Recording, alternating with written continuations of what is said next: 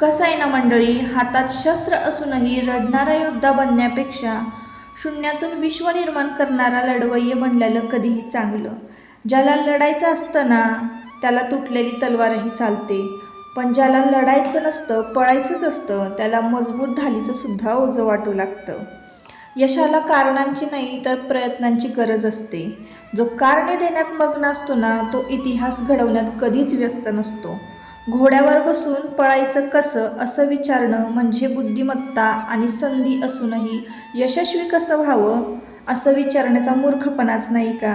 परिस्थितीला अपाय समजून घाबरण्यापेक्षा आहे त्या परिस्थितीतून उपाय शोधणं हेच खरं शहाणपण. शरीराने अपंग झालात तरी चालेल, पण मनाने अपंग होऊन कारणांची कुबडी कधीच होऊ नका. आपल्या चुकांचं आणि अपयशाचं खापर साधनांवर आणि नशिबावर कधीच फोडायचं नाही. चुका आपल्याला सुधारता येतात आणि त्यातून बरंच काही शिकता येतं. नमस्कार मंडळी, मी सुप्रिया स्वागत करते एका नवीन ब्लॉगमध्ये. तुम्हाला आजचा दिवस सुखाचा, आनंदी आणि आरोग्यदायी जावो. तुम्ही जी काही स्वप्न पाहिली असतील ती सगळी स्वप्न तुमची पूर्ण होत. त्याचबरोबर शुभ सकाळ सर्वांना. पहाटेची वेळ आहे आणि आज ना चैत्र मासातला पहिला दिवस आहे, म्हणजे मराठी महिन्यातला आजचा पहिला दिवस, आणि आज आहे गुढीपाडवा. तर गुढीपाडव्याच्या आणि मराठी नवीन वर्षाच्या तुम्हाला खूप साऱ्या शुभेच्छा. तुम्ही जो जो संकल्प केलेला आहे, जी जी स्वप्न तुम्ही बघितलेली आहेत ती लवकरात लवकर पूर्ण होत. आणि आपण असं रोज बोलत राहिलो ना, किंवा असं की लवकर आपली स्वप्न पूर्ण व्हावीत, किंवा आपण त्या दिशेने धडपड करत राहिलं तर ती होतात बरं का पूर्ण.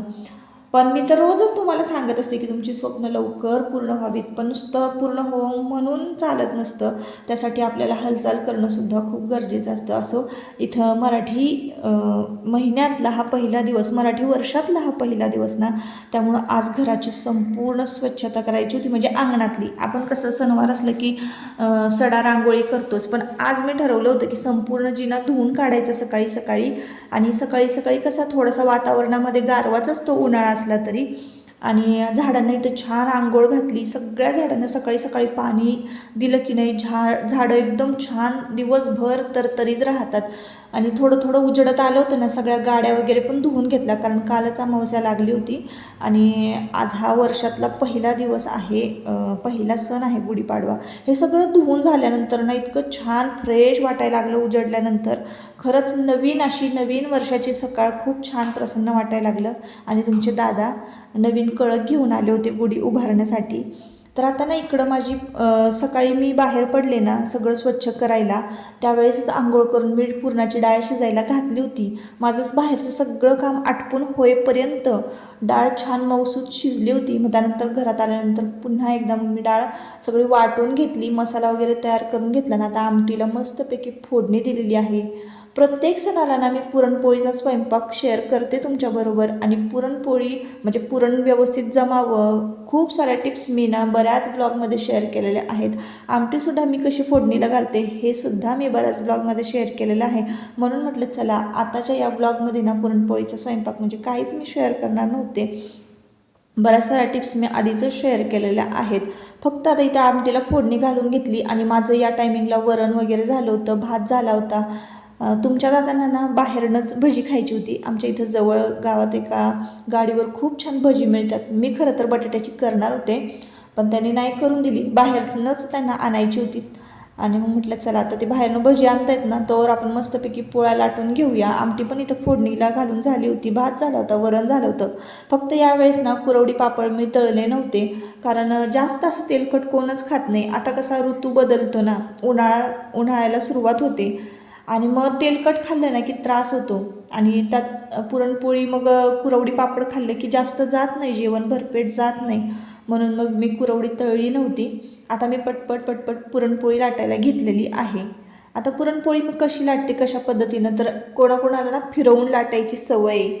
पण माझं तसं नाही आहे. मला ना चपातीसारखं मी अशी पुरणपोळी उचलून उचलून लाटते. एखाद्याला भीती वाटते की उचलली की पुरणपोळी तुटेल बाबा. पण मला ना लहानपणापासून म्हणजे मी कितवीपासून, 8वीला असल्यापासून, म्हणजे 12-13 वर्षाची, 13-14 वर्षाची असल्यापासून मी पुरणपोळी शिकते बरं का. त्यामुळं मला छानशी अशी प्रॅक्टिस आहे. आणि किती पण मोठी पुरणपोळी लाटायला सांगितली ना, एकदम बिनधास्त मी लाटते.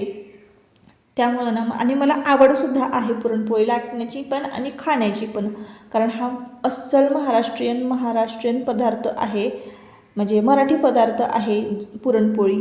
प्रत्येक सणाला पुरणपोळी आवर्जून केली जाते. पूर्वीच्या काळी तर असं म्हणजे गोडधोड मिठाई वगैरे असं काही मिळायचं नाही, तेव्हा ऑप्शन म्हणजे पुरणपोळीच बनायची घरामध्ये. आणि आता आजकाल तर जास्त कोणी खातही नाही आणि करतही नाही. श्रीखंड, पुरी, शिरा असंच नैवेद्याला बनवतात. पण नाही, मी कुठलाही सण असेल ना तर पुरणपोळी मी बनवते. भले तुम्ही मग अर्धी खा, एक खा, पण बनवते. आणि कशी बघा टमटमीत फुगलेली आहे. खूप मोठी मी ही पुरणपोळी केली होती आताची, आणि अगदी पुरण टचटचीत भरून केली होती. तर मस्त फुगलेली आणि खूप छान सॉफ्ट प्युअर गव्हाच्या आहेत बरं का. मी मैदा वगैरे काहीच वापरत नाही. तुम्ही जर मागचे व्लॉग माझे व्यवस्थित बघितलात ना तर तुम्हाला कळेल. पाहिजे असेल तुम्हाला तर मी डिस्क्रिप्शनमध्ये लिंक देते, तुम्ही कमेंटमध्ये तसं सांगा जर तुम्हाला तो व्हिडिओ बघायचा असेल संपूर्ण पुरणपोळीचा रेसिपीचा, तर मी डिस्क्रिप्शनमध्ये लिंक देईन जर तुम्ही कमेंट केली तर. नाहीतर डिस्क्रिप्शनमध्ये बाकीचं सगळं डिटेल्स लिहिलेल्या असतात. शिवाय आपला कांदा लसूण मसाला त्याच्यासुद्धा डिटेल्स आहेत. तर ही पुरणपोळी बघा किती मोठी झाली होती, अक्षरशः म्हणजे तव्याच्या बाहेर चालली होती. मला असं वाटलं की मी उगाचच एवढी मोठी लाटली बाबा, भाजल्या जाणार नाही व्यवस्थित. मला माहिती आहे, कारण माझ्याकडे याच्यापेक्षा पण मोठा असा डोसाचा तवा आहे ना, तर त्याच्यावर मी पाहिजे इतकी मोठी पुरणपोळी लाटू शकते. पण ह्या तव्यामध्ये व्यवस्थित बसत नाही. तरीसुद्धा आमचा तवा खूप मोठा आहे आणि अगदी टोपलं भरेल इतकी मोठी अशी आमची पुरणपोळी. म्हणजे बघा, एकदा आणि एकदम पातळा, जाडसर पण नाही. तर पटपट पुरणपोळीचा संपूर्ण स्वयंपाक आटपून घेतला. आणि आताचं हे टायमिंग होतं ना 8:30 पावणे 9चं हे टायमिंग होतं. आणि बरोबर ना मला तरी असं वाटतं की 9:30च्या आत किंवा 9च्या आतच गुढी उभारली जावी. जास्त पण ऊन करून, जास्त पण उशीर करून मग त्यात काही तथ्य नाही. त्यामुळं नवीन वर्षाचं हा जो पहिला सण आहे ना, तो छान सकाळी साजरी करायचा असतो. म्हणून लवकरात लवकर आपण गुढी उभारायची 8 वाजता, 7:30, 8 वाजता, म्हणजे सूर्योदय होण्यापूर्वीच खरं तर, किंवा सूर्योदय व्हायच्या वेळेलाच उभारावी. पण कसं घरामध्ये ना आता प्रत्येकाच्या लहान मुलं असतात, गडबड गोंधळ असतं, थोडासा उशीर झाला तर पण खूप नाही, 9 नंतर नाही, 9च्या आतच उभारावी. तर आम्ही इथं ना सगळे मिळून छान पारंपरिक पोशाख तुम्ही बघितला की सगळ्यांनी घातलेला आहे. कुर्ती वगैरे घातलेली आहे, बाबांनी छान टोपी घातलेली आहे. आणि आम्ही सगळे घरातले मिळून ना दरवर्षी अशाच पद्धतीनं गुढी उभारत असतो. मला तरी सकाळी ना तयार व्हायला काही एवढं जास्त वेळ नसतो, पण मराठी सण असल्यामुळं ना नथ मी ही वेअर करते दरवर्षी.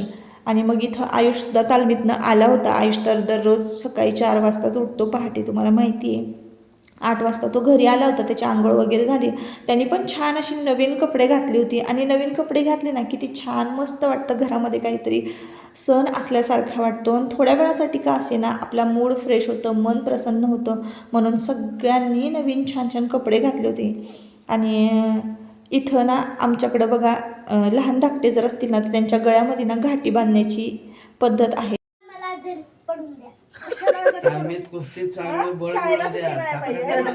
चला पुजून घे. प्रत्येक फळावर कुस्तीत जे विजय मिळू द्या.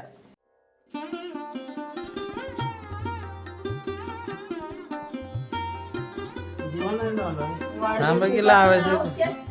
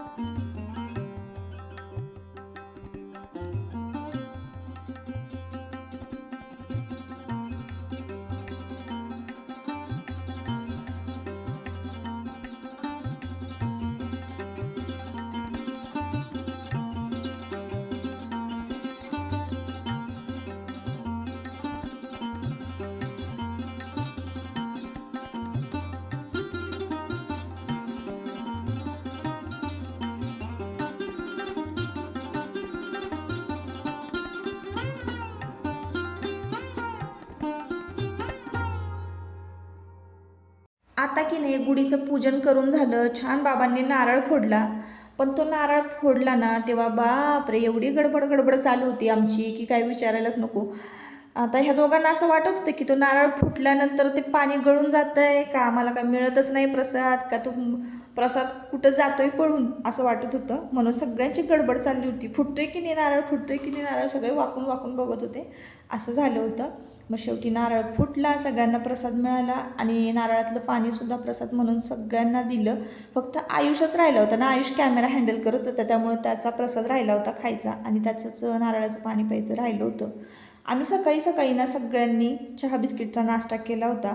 मी फक्त चहा पिले होते आणि आता वेळ आलेली आहे कडुलिंबाचा प्रसाद खाण्याची, जो की आपण गुढीला गूळ आणि कडुलिंब मिक्स करून जो प्रसाद बनवतो तो नैवेद्य दाखवतो, तोच सगळ्यांनी खायचा असतो आजच्या दिवशी. तर आपलं आयुष्य पण असंच असतं बघा. आपण कडुलिंबाचा पाला कसं तोंडात धरला की इतका कडवटपणा, आपण तो असं कधी गिळून टाकतोय आपण तो प्रसाद, असं होतं की नाही आपल्याला. तसंच आपल्या आयुष्यात असतं. आपल्या आयुष्यातलं जे काही कडवट गोष्टी आहेत, वाईट गोष्टी आहेत, त्या अशा पटकन गिळून टाकायच्या असतात ना, की त्यात चघळत बसायचे असतात. तेच चघळत बसलं ना संपूर्ण तोंड कडू होतं. तसंच संपूर्ण आयुष्य आपल्या त्या वाईट गोष्टींमुळं, कडू गोष्टींमुळं कडू होतं. म्हणूनच आपण तो पटकन तो प्रसाद गिळून टाकायचा असतो. मी पण तशीच करते बरं का. तर आता इथं आमचं ना फोटो वगैरे काढायचं चाललं होतं आणि आमच्या घरातल्या प्रत्येक मेंबर्सला ना फोटो काढायची म्हणजे खूप हौस आहे बरं का. म्हणजे आधी नव्हती, पण आता माझ्यामुळे लागली खरं. मला पण एवढी हौस नाही फोटो काढायची, फक्त व्हिडिओ वगैरे मी शूट करते हे आपलं तुमच्याबरोबर शेअर करण्यासाठी. आणि मी काढते ना, म्हणून घरातल्या सगळ्यांना आता फोटो काढायची आवड लागलेली आहे, आवड निर्माण झालेली आहे. आणि आम्ही फक्त इथंच फोटो काढून थांबलो नाही बरं का. आम्हाला वरती टेरेसवर जाऊन गुढीबरोबर फोटो काढायचा होता. आणि सगळ्यांनी छान छान कपडे घातले होते ना, नवीन नवीन. मग आता घातलेच आहेत कपडे, तर छान छान फोटो पण निघालच पाहिजे. म्हणजे हे जे काही क्षण असतात ना, ते छान एन्जॉय करण्यासारखे, जगण्यासारखे असतात. परत आपण कधीतरी आपण फिरूनच हा व्हिडिओ जर बघितला ना, तर छान आणि गोड आठवणी आपल्या म्हणजे आपल्याला बघायला मिळतात. तर म्हणून मग इथं ना पहिल्यांदा आजीबाबात उभे राहिले गुढीबरोबर. तर हे गुढी वस्त्र ना बऱ्याच जणांना पाहिजे होतं बरं का. मी वेलवेटचं आमच्या गुढीसाठी शिवलं होतं. आता नेक्स्ट टाईम म्हणजे पुढच्या वेळेला ना मी नक्की अशी गुढी वस्त्र तयार करणार आहे, ज्यांना ज्यांना पाहिजे त्यांना अवेलेबल करून देणार आहे. आता इथं बाबांचा आजीचा छान असा गुढीबरोबर फोटो काढला आणि मग नंतर हळूहळू एक फॅमिली मेंबर्स माझा काढा असं चालू झालं होतं. आणि मग आता सगळेच उभे राहिले, तर मी का थांबू पाठीमागे, येऊन मी पण आले फोटो काढायला. पण फोटो काढताना झालं असं की आयुषची हाईट एवढी आहे ना, त्याला मग म्हटलं इथं कोणच व्यवस्थित फोटो काढायला उभं राहायला तयार नाही. पुढे कॅमेरा होता, बाबाच फक्त एक व्यवस्थित फोटो काढताना उभं राहिले होते, नाही तर सगळे चुळबुळ करत होते आणि एक व्यवस्थित फोटो धड येत नव्हता. असं झालं होतं. शेवटी कसं तरी एक फोटो मला सापडला, एक फोटो क्लिक झाला आणि मग अशा पद्धतीनं आमचा गुढीपाडवा जो आहे तो साजरी झालेला आहे. तर चला मग आता एवढंच थांबलं नाही, एवढंच नाही. आता आनंदाचे क्षण आले ना, तर रडारडी पण झालीच पाहिजे बरं का. खाली आल्यानंतर ह्या दोघांचं काय झालं, भांडले एकमेकांशी दोघं पण आणि रडारडी चालू झाली. आता इथं झालं असं की बघा, आता इकडे काय चालू आहे मी तुम्हाला खरी खोड कोण काढताना हे दाखवते. तर फोटो मी काढत होते दोघांबरोबर पण, आणि खाली ना देवांश ना आयुषच्या पायाला चिमटे काढत होता. असं चाललं होतं. तर भावाभावांचं नातं असंच असतं बघा. कितीही म्हणजे त्यांना समजून सांगितलं तर एकमेकांशी भांडल्याशिवाय राहत नाही. मध्ये वयामध्ये कितीही अंतर असलं तरीसुद्धा ह्यांची भांडणं चालूच असतात. तर असो, आता इकडं हा लागला रडायला.